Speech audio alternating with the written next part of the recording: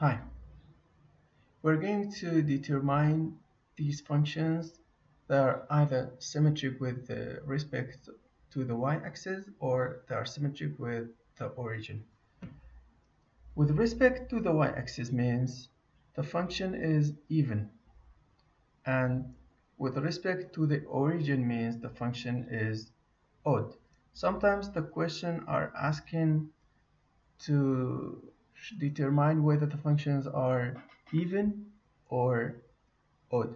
Sometimes the questions are asking like just this question we have it, is it symmetric with respect to y-axis or it's symmetric with respect to the origin.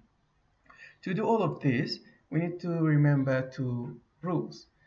If a function is even or it's symmetric with y-axis, if we put negative x in place of each x, we need to get the fx back exactly without any changes.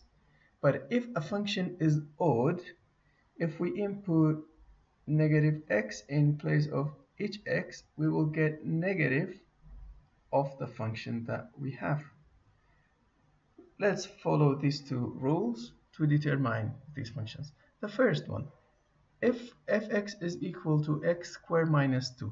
So what is f of negative x? It will be the negative x squared minus 2. Negative x squared is always x squared minus 2. So what is this? It's just the fx.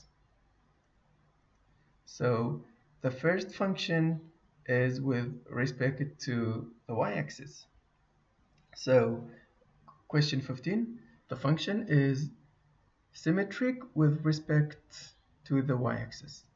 Question 16, if we input negative x in place of each x, we will get this. F of negative x is equal to negative x squared minus negative x. Okay, if we simplify it, we will see negative x squared is always x squared. Negative negative will be positive. Now look at this function that we have. It's not exactly the same as the one that we have.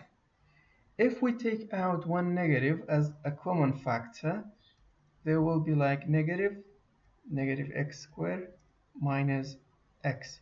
Again, it's not the same as the function. So 16 is not symmetric.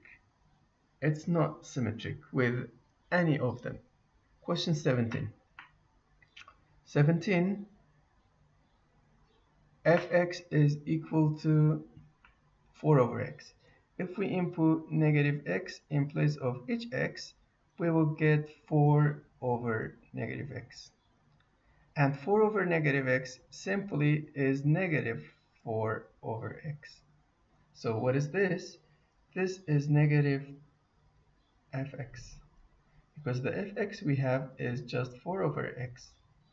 And a negative is outside, so we got negative fx.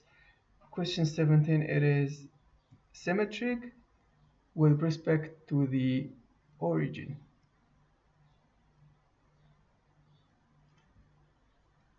It's symmetric with respect to the origin.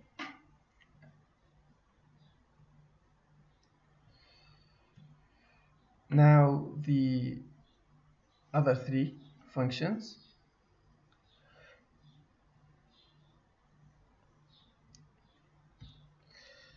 18. If we input negative x in place of x, we will get f of negative x is equal to the square root of 4 minus negative x squared, close the bracket, all over negative x. Okay. It will be like 4 negative x squared will be x squared. So this negative stays here over negative x. Now we can easily take this negative out, so it will look like negative, then the square root of 4 minus x squared over x. What we have now, we have negative and we got the fx. The if x we have is 4 minus x squared over x, the same, the square root of 4 minus x squared over x. Negative fx, question 18, it's an odd function, or it's symmetric with respect to the origin. 19, for 19, if we put negative x in place of x, we will get the absolute value of negative x to power 3 plus negative x, close the absolute value. Then power 3 cannot remove the negative, so it just stays as negative x to power 3 minus x inside the absolute value. Then it's equal to negative x squared plus x in the absolute value. And we know absolute value always can remove the negative, so we will just get x to power 3, it's also 3, plus x in the absolute value. So question 19, it's an even function, so it's symmetric with respect to the y-axis. Question 20 and the last one.